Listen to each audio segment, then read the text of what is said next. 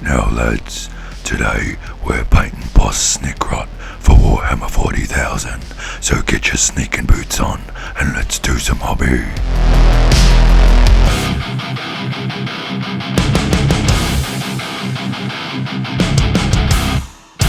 So here we have Boss Snikrot. He comes in his own multi-part plastic kit and he has 3 different head options. I'm going to go for the raised mask option. So I assemble him and coat him in Wraithbone. And first I'm going to do his skin.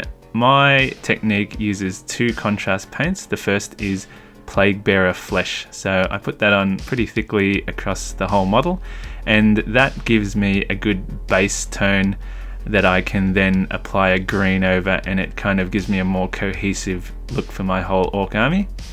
Then I'm going to use Creed Camo for him to give him a darkish kind of skin tone compared to some of my other orcs. So just put that all over the top of the Plague Bearer Flesh. And for him, I decided to do some dry brushing for Ogryn Camo just to give him a bit more highlight, especially across areas where his skin is a bit thinner, like his knuckles, lips, earlobes, that kind of area, and his elbows. Next, I'm going to use some Wraithbone again to clean up any of the overspilled parts when I was doing the skin. And then we can start painting all the leather parts. So I use a variety of colors to do this. The first one is Black Templar. So I do his boots in the Black Templar, just making sure I get a good contrast there. The handle of his slugger, his belt, and the larger straps on his backpack. So then I'm going to use Cygor Brown for the main part of his backpack. So just be careful that you're not spilling over other paints there. And for some of the smaller straps on his backpack, I decided to use Garagak Sewer for those. So the one holding the bullets and the one holding his 3rd chopper onto the backpack. Also the handle of the chopper also in that color. And then all of the cords I'm going to do in Gore Grunter fur. So his little grappling hook cord, the necklaces holding his ears, and the ones holding the skulls on his belt. Just all do those the same color. And I also decided to do the stitching on his backpack too. Now with those leather colors, I decided to again do a bit of an edge highlight similar to the skin. So using Dawnstone for the black leather parts, just pick out the edges and do some little nicks and things. And then I use Stillage and Drab for the Cygor Brown of the backpack there. So just go around and just make it look a little bit scratched up and extra worn using that highlight technique. Next I'm going to do his pants. Decided to go for an urban camo look. So I'm going to paint some little triangles on here. So the first color I'm going to use is Mechanicus Standard Grey. So just roughly paint some triangles in random positions. I think if I do this again, I'll use a lighter grey there. Then I'm going to use some Corvus Black to do some darker ones. And I think thinking about it now, I might do some with some brighter white inlaid camo. And that will give me more variety in the different colours of the triangles when I then use Basilicum Grey to wash over all of that. It sort of ties the different colours together and gives me that base camo colour. So just go around and do that all over his pants. Next up, I'm going to use Black Legion to undercoat anything that I'm going to paint a metal colour. So he's got quite a little collection of dog tags there, his knives and everything.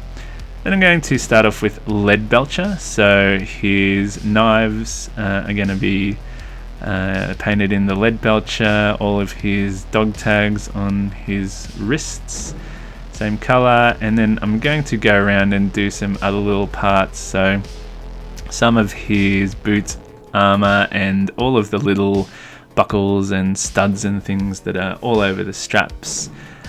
His little grappling hook.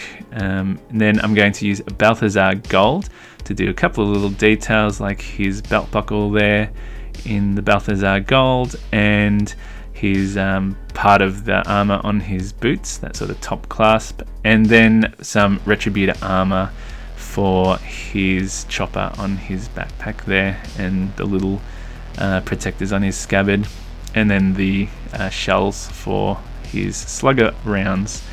So next I'm going to shade those. I'm going to use Nuln Oil first on those. Usually when we shade we only use one of Nuln Oil or Agrax, but in this case I'm going to use both, so it just gives a bit more depth and also gives a sort of grimy look to all of the metal pieces, which I prefer for orcs. And I'm going to do some extra stuff, so I'm going to use some Rattling Grime, thin it down, and it's going to be give like kind of a blackened effect that some covert ops do for their metal. So I'm going to do that on some parts, and then I'm going to dry brush some Necron compound on the edges of some of the pieces of metal, just to make it pop out and glint a bit more. Also going to go back with the original colours of the Balthazar Gold and Retributor armor and just do some edge highlighting there, just to make it stand out a little bit more once it's had those 2 layers of shades put on it. Next I'm going to do his grenades, so just a variety of brighter colours, so Creed camo for one, Blood Angels red for another couple of them, and some Nazdreg yellow just to give some big pops of brightness. And I'm also going to use Flesh Tearers red to do the wrap on that stick bomb on his back. And then for a little bit more detail, I'm going to paint some little flames on one of his stick bombs there, some black flames, and then I'm going to try and make a checker pattern on the one that's on his back. So just being careful and drawing out lines, filling them in, fixing up any mistakes with some Wraithbone. And I'm also going to use that with some Nuln Oil to paint the little dogtooth pattern on his backpack that's in the art, and use that Nuln Oil to dull it down, as well as the teeth on his mask and the skull on his backpack and the stick bomb. So next I'm going to paint the ears on his necklace. So I use Guilliman Flesh first to get a really pale kind of flesh color, and then I use some Druchii Violet to give them kind of like a purpley tinge, like they're a bit off. And I also use the Druchii Violet to paint some of his lighter, thinner flesh details, like on his lips there, the bags under his eyes, just glaze it in a little bit, as well as his knuckles and the scars that are on his hands too. So then I use some Carroburg Crimson to do just his ears and the ears on his necklace as well, just to give a bit more warmth.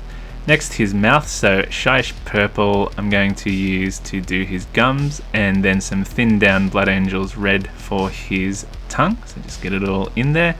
And now for his teeth, Skeleton Horde, so just get that in there nice and thick to give him some definition in his teeth. And then I'm also going to do all the other bone parts, so the skulls on his belt, his claws are going to be in the Skeleton Horde as well, and there's a tooth looking thing on the handle of his chopper. So then I use some Wraithbone just to highlight all those parts up again. And the next part is the lenses on his mask, so I use Ceramite White first just to get as bright as possible a base coat, and I'll use that for his eyes as well. And then I just saturate the lenses there and let the contrast pull back from the edges. So I got Talisar Blue there for some of them, some Warpstone and some Flesh Tearers red, and then Blood Angels red for his eyes. Last of all, I'm going to add a little bit of battle damage to the grenades using Rhinox Hide and Lead Belcher. I don't normally do this for my orcs, but just being a special character, I just thought I'd add just a little bit more detail that I wouldn't normally do, just to make it look a bit better. So then I just put him on a base, and Snikrot is ready to stalk his enemies. So hopefully you found that helpful, and get out there and wah!